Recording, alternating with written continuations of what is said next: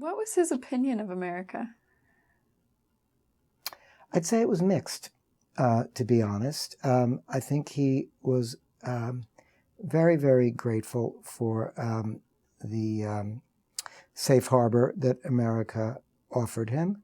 I think he was very, very grateful for the opportunity after the turbulence of the life he'd led and the Holocaust that had essentially destroyed the world that he came from, that he was able to start over here. He was 40 when he first arrived here, which is, you know, for a lot of men, especially a generation or two ago, not a moment where you might necessarily feel that you had the opportunity or the kleches to start over. But he did. He met my mother. He solidified a writing career, had children, raised a family. He never, I would say, never assimilated in a significant way. I mean, he was unmistakably old world to the end.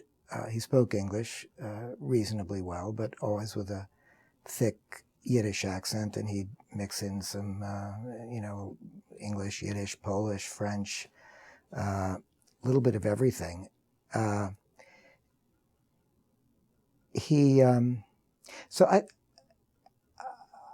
I think he felt very grateful for such a thing as America. On the other hand, I do remember very clearly his vehement opposition to the Vietnam War in the last years of his life,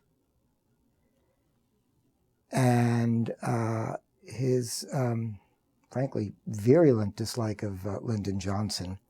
So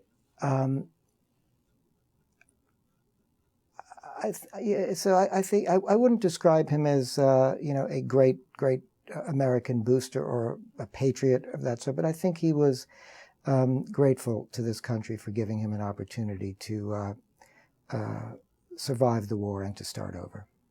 When I say he didn't assimilate, I don't think he ever saw his primary identity, even though he lived here almost for the full second half of his life, as an American. I think America always felt somewhat other to him. Within the cocoon-like enclave of, you know, the world he inhabited on a daily basis, from our apartment on West 71st Street down to East Broadway, where the Forward Building was, and hanging out with his various cronies and so forth, I think he felt very comfortably ensconced in this world. But to venture even slightly outside those boundaries would have been somewhat foreign to him. I